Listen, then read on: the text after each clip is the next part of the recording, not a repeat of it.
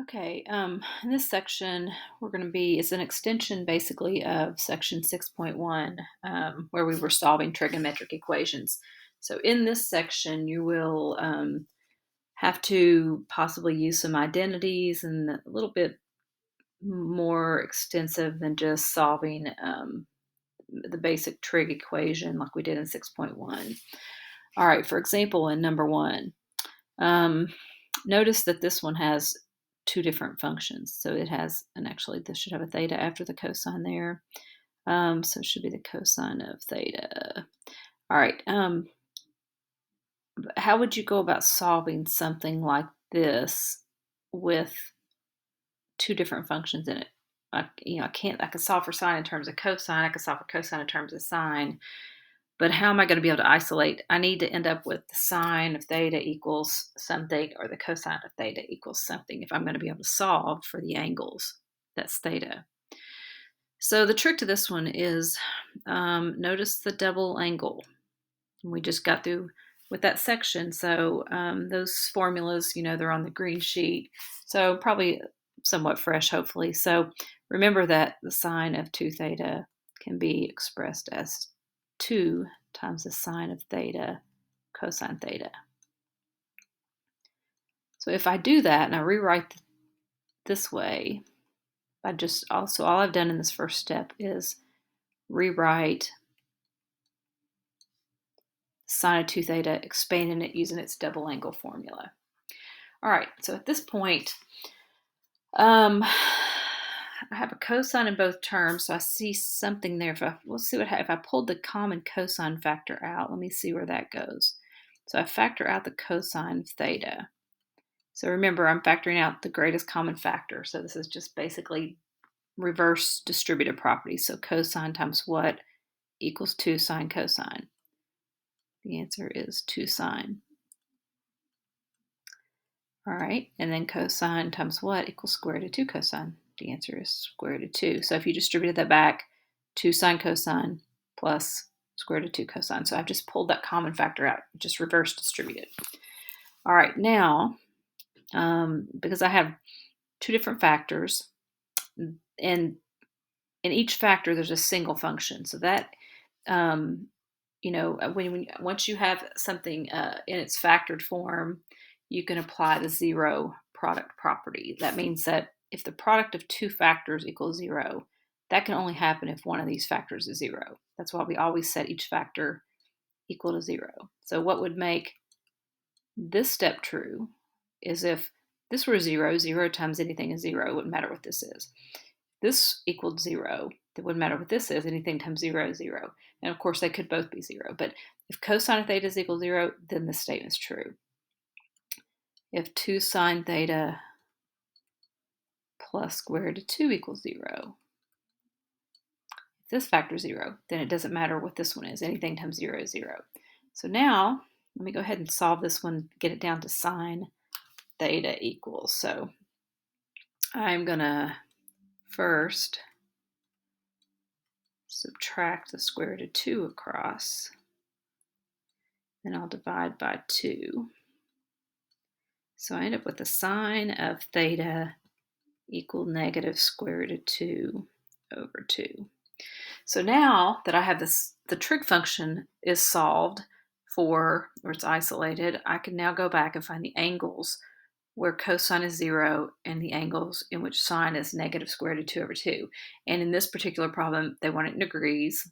And I know that because it's given the boundaries here in degrees. And they want just the angles that fall between 0 and 360. In other words, just the first rotation, first time around the circle. So let's draw the circle out here. And you got your circle on your green sheet. All right, so where does cosine equal 0? So cosine is the x. So x is 0 here and here. So this would be at 90 degrees, and this would be at 270.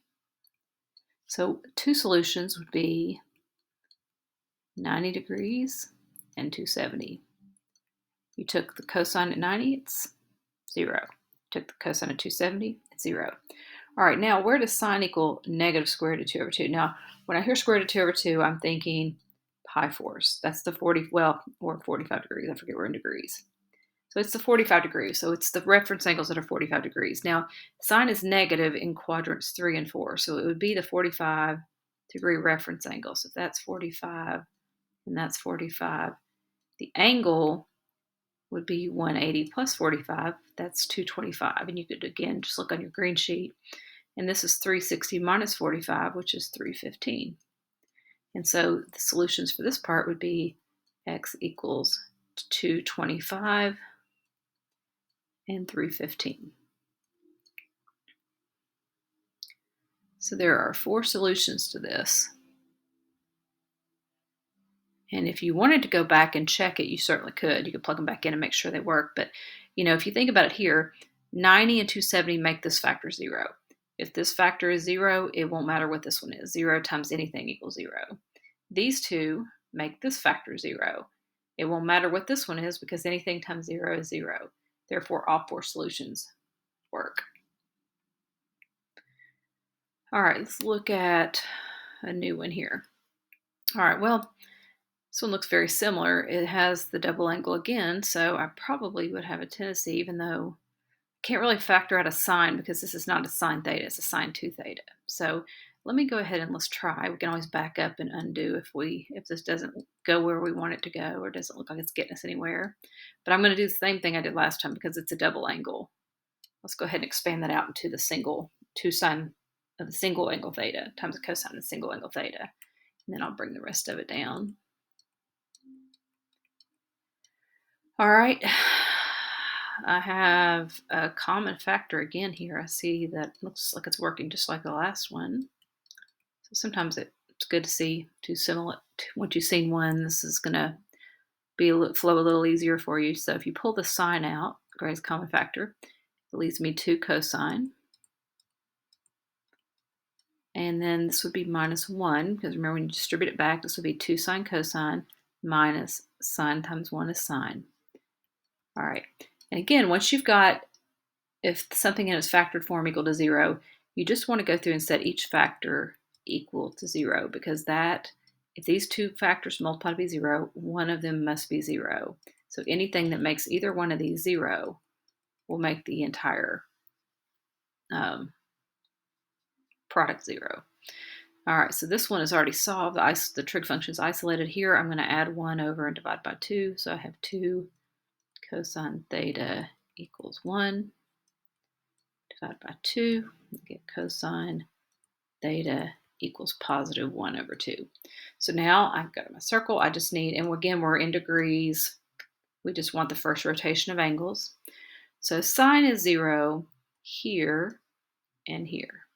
It's the y coordinate, remember. So 1, 0, negative 1, 0. So this would be 0 degrees and 180 degrees. All right, so there's 2. Theta could equal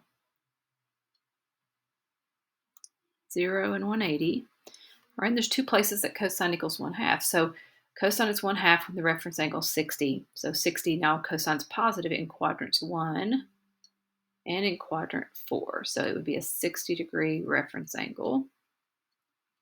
So this angle actually would be 60. And this would be 360 minus 60, which is 300 degrees. So theta could also equal 60 degrees and 300 degrees.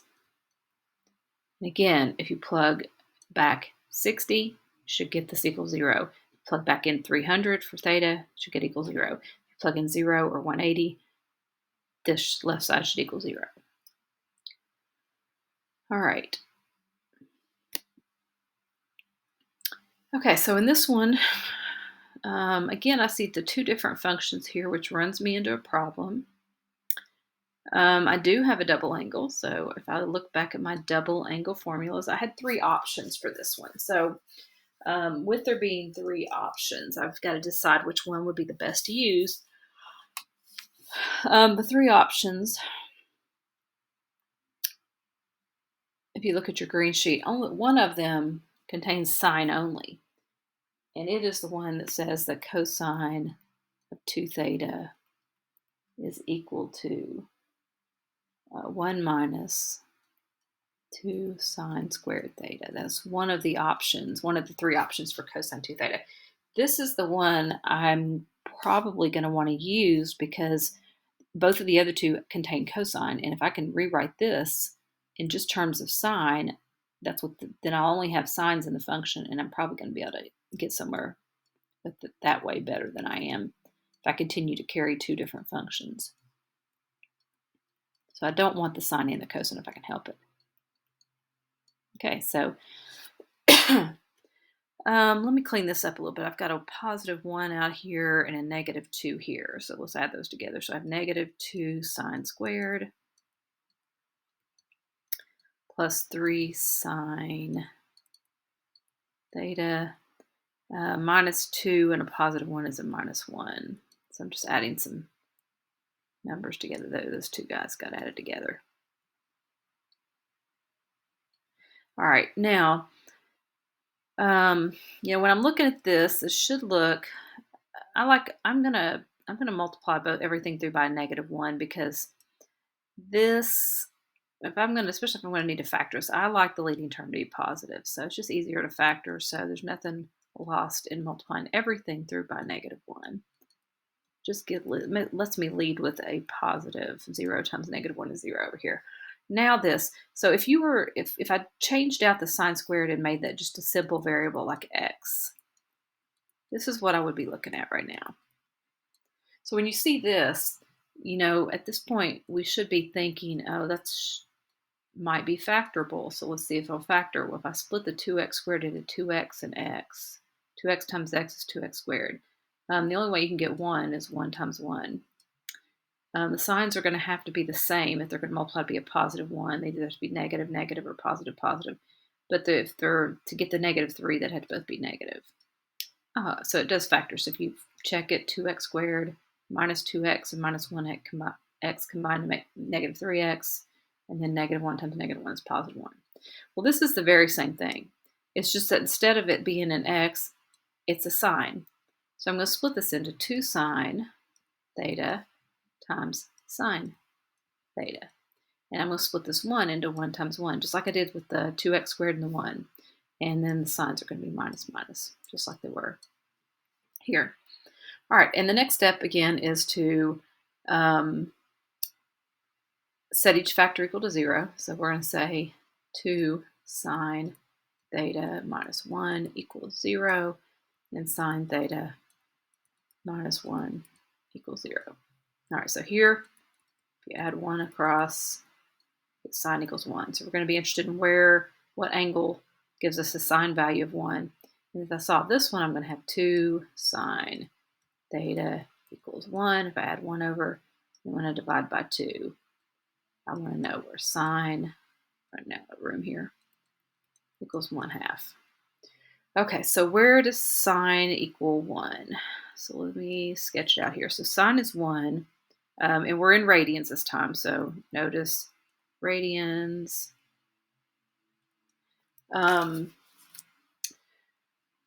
0, 1 is here. So sine is 1 at 90 degrees or at pi halves. That's the only place that's going to happen. So theta can be pi halves. That would give us this one. All right, where does sine equal 1/2? So sine equals 1/2 when the reference angle is 30 degrees. So it's positive 1/2, so that means it's going to have to be in quadrants 1 or 2. So a 30-degree reference angle here, or in radians, I should say, is pi 6. So a reference angle of pi 6 here would be pi minus pi 6. So think that's 6 pi 6 minus 1 pi 6. So this angle would be, or use your green sheet, the circle on your green sheet. So theta could also be pi 6 and 5 pi 6. So there's 3 answers to this. Pi halves, pi 6, and 5 pi 6. All of those, if you plugged them back in for theta, should make it true. So the good thing is you could check your answer each time, and you would know if you were right. If it doesn't work, then something's wrong. All right, example 4. All All right, again, I see a cosine and a sine, and so if I can try to get those in terms of the same function, I'm gonna have a hard time going anywhere with this if I don't do that. Remember the Pythagorean identity that says sine squared. So these should be getting a little more comfortable for you. Plus cosine squared equals 1. And if not, then you just need to keep using that green sheet and, kind of look over those and familiarize yourself with them, because this is a really common. When you see a squared sign or a cosine, this one should really kind of just automatically pop in your head. All right, so since I have a cosine squared here, if I subtracted the sine squared over, then cosine squared x is equal to 1 minus sine squared x. So why don't I replace cosine squared with this? And that puts everything in terms of sine. So I would have 4. So instead of cosine squared, I'm going to put in 1 minus 2 sine squared.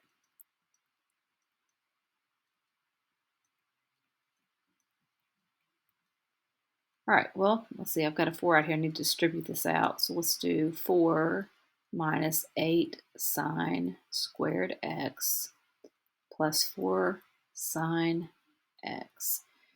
Since I see the square there, I typically want everything on one side equal to 0, so I'm going to go ahead and subtract this 5 over. So I've already got it, because you can't use that 0 property if you don't have everything equal to 0. So I've got a 4 and a negative 5 I need to combine, so I will combine these in a moment. So let me bring this down. 8 sine squared x plus, all right, plus 4 sine x. And then positive 4 and negative 5 is minus 1. All right, and so I am going to do, like I said last, I don't like this leading term being negative. Especially if I have to factor it, it's going to be a pain. So I'm going to go ahead and multiply everything through by negative 1, and that'll take care of that.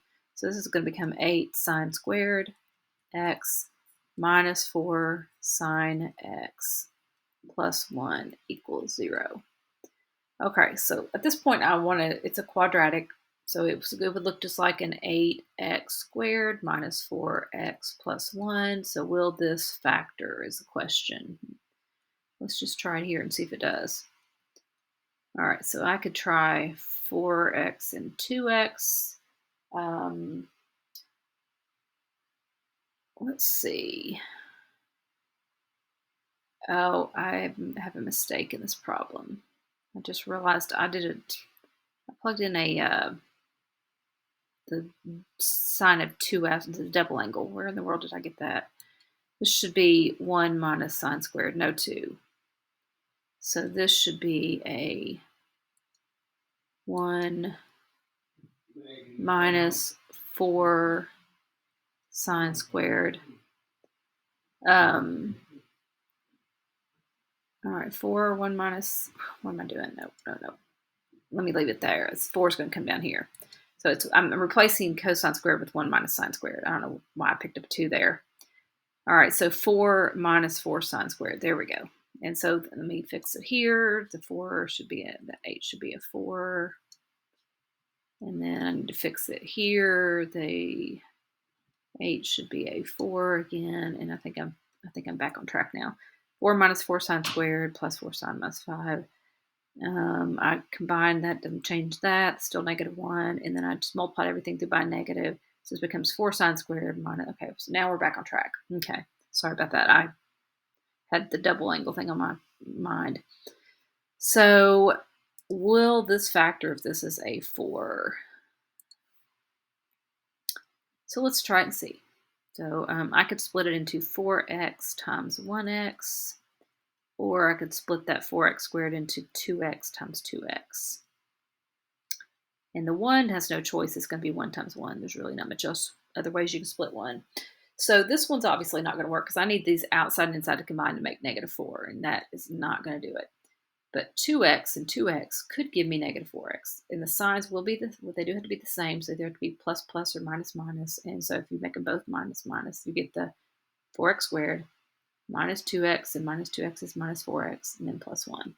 So it does factor. So we're going to factor it into 2 sine x minus 1 and 2 sine x minus 1. I could just say 2 sine x minus 1 squared.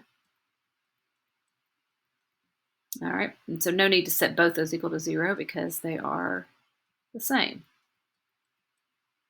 All right, so if I solve this, then I have 2 sine x equals 1. If I add the 1 over, and then I will divide by 2, and I will have sine x equals 1/2.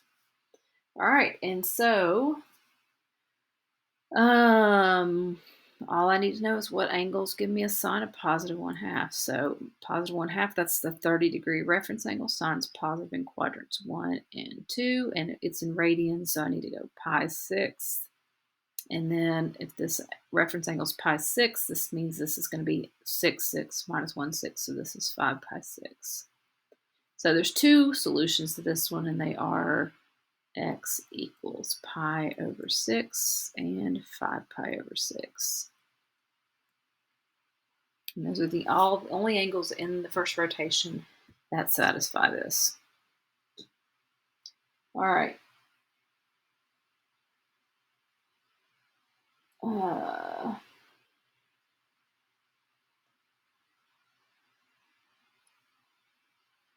Number 5. All right, so this one. So if you just take a second look at this one, this takes a little bit of just some clever thinking here. So I don't see any identities that are going to get me anywhere. I mean, there's nothing squared, so Pythagorean identities are out. There's no double angles, no half angles, nothing I could go with some reciprocals, but if I could write this as 1 over secant or this is 1 over cosecant, I can't see where that's going to get me anywhere. So since I'm kind of stuck here with this one, here's what I'm going to here's a trick I'm going to try. I'm going to split. I'm going to subtract the cosine theta over to the other side. So let's see, and I'm sure you're wondering what the heck good that's going to do me, but I'll show you what I'm thinking. So that subtracts that. So I have negative square root of 3 sine theta equals negative cosine theta. All right, if I square both sides, all right, so when you square the square root of 3, of course, it's just 3. Negative squared is going to be a positive, so I end up with 3 sine squared. And this is cosine squared.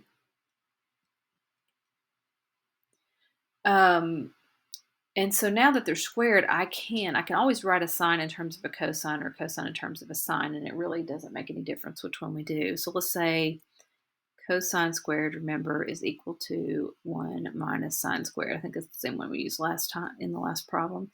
So let's replace cosine squared with 1 minus sine squared. Now, if you're not with me on that, you're not sure where I got that, remember, it's just this. Sine squared plus cosine squared equals 1. Pythagorean identity, all I'm doing is subtracting the sine squared over and looking at it in a different form. Replace cosine squared with 1 minus sine squared.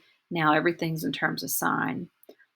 So what if since these are both sine squares, if I add sine squared to both sides, I would have 4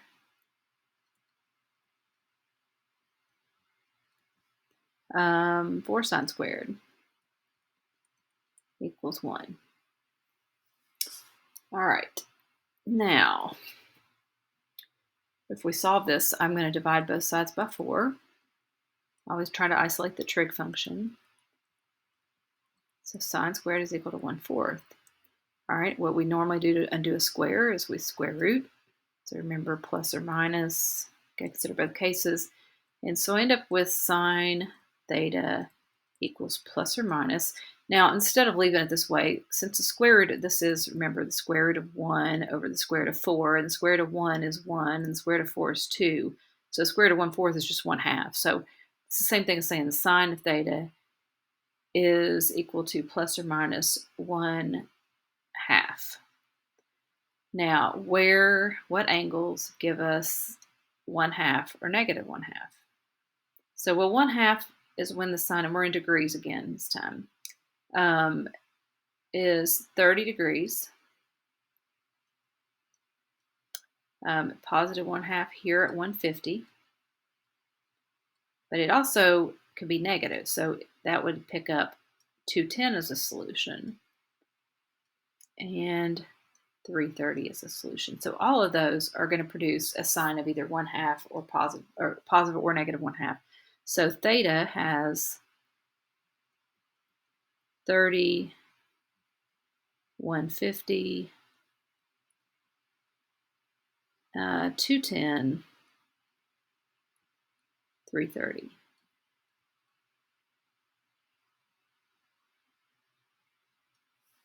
And that's it. So again, you should be able to plug every one of those back in here, and this left side should equal 0. If it doesn't, then you would know something was wrong. So you can always check these. All right, one more. All right, so this one, I see a half angle here. So I feel like, let's try, so remember your cosine of theta over 2 from your green sheet is plus or minus the square root of 1 plus cosine theta over 2. All right, so let's do a swap out here. Let's replace the cosine of theta over 2 with its half angle identity. So this can be swapped out to be a plus or minus square root of 1 plus cosine theta over 2 plus cosine theta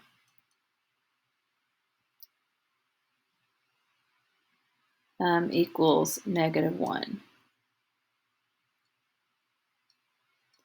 All right, and then where? Looks like I've got a mess. Well, what I really want to do is I want to square the square root because that's going to pull all this out from under the radical, but I don't want to do that with all this mess over here. So I'm going to bring the cosine theta over. So I'm going to subtract that cosine theta, and let's get it off that side with the radical. And so now if I square both sides, I gotta square this whole side too. This is gone now. Square cancels square root. It won't matter what sign it is because once you square it, it's positive. 1 plus cosine theta over 2 equals, so remember you got to FOIL this out, so -1 minus cosine times -1 minus cosine is going to be 1. That's going to be cosine, and that's going to be cosine, so if you combine those together, that's 2 cosine, and then negative cosine times negative cosine is plus cosine squared. All right, now where do I go? So I've got, looking a lot better. So they're all in terms of cosine, which is good. It looks like it's going to be your quadratic like we've seen the last few. I need to get the 2. Let's just multiply this side by 2. That'll undo that. I've got to multiply this whole side by 2. So I would have 1 plus cosine theta equals 2 plus 4 cosine theta plus 2 cosine squared theta. All right, and so it looks very typical quadratic. Let's get everything on one side equal to 0 and see where we are. So we have -1 cosine, or let's subtract the cosine off this side, subtract cosine here, and let's subtract the 1 and subtract the 1 there. And so we're going to have 0 over here, and we're going to have, I'm going to put the leading, let's rewrite it this way, 2 cosine squared theta, 4 minus 1 is going to be 3 cosine theta plus 1. All right, will this factor? Let's see. So remember, it's just going to be like factoring 2x squared plus 3x plus 1. And will that factor 2x times x and 1 times 1 and plus, and so 2x and 1x is 3. Yes, it works. So this is going to factor into 2 cosine theta, 1 times 1 plus. All right, I'm running out of room here. So let me come back up here where I got a little bit of room. All right, so I've got 2 cosine theta plus 1 equals 0. If I solve that,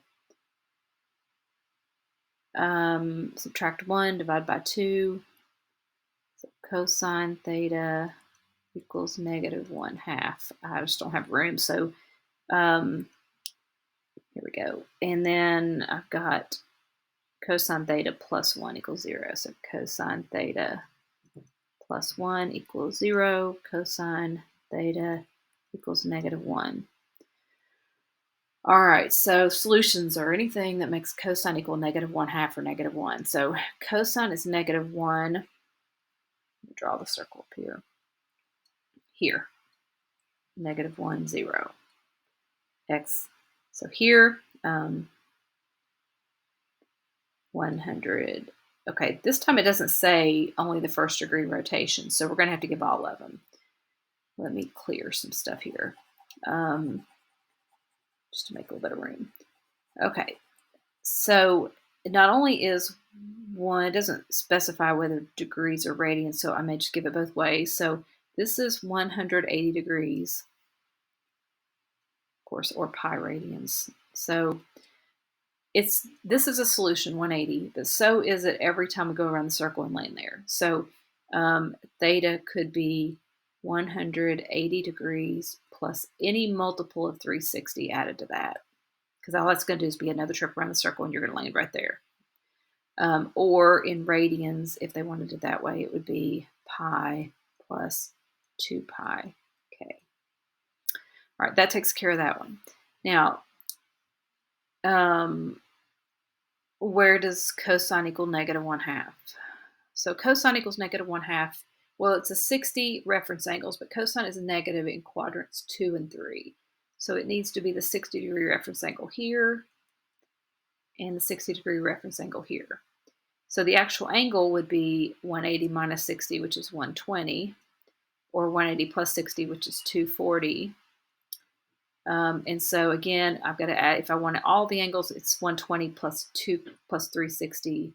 So it would be 120 plus 360 degrees K. Remember, when you type these in WebAssign, you've got to put the degree symbol even here and here. It counts it wrong if you don't, because it will assume you mean 360 radians, and then that wouldn't make sense. So, and this would be 2 pi thirds if you want to go with radians for that one, plus 2 pi k.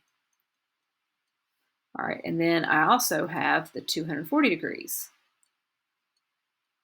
plus 360. So every 240 plus every time you go around, land 360, and every time you land there. All right, and so, or in radians, that would be 4 pi thirds plus 2 pi k. Get kind of messy here. So these are my solutions right here. And just, I gave it degrees and radians. So it's 180, 120, and 240, but it's any multiples of those. And then it is in radians pi, 2 pi thirds, and 4 pi thirds. And so since this problem didn't specify whether to give the answer in degrees or radians, I just did both. But it did not say between 0 and 360 or between 0 and 2 pi, so it means give all of them if it doesn't specify. All right, and that is kind of what you're looking at in this section. It is just going to be some, taking some practice using your identities. So some of the tricks you've seen that I've done in these examples will be ones that you'll do. So hopefully having some examples to look back at, it'll give you an idea of something to try to start.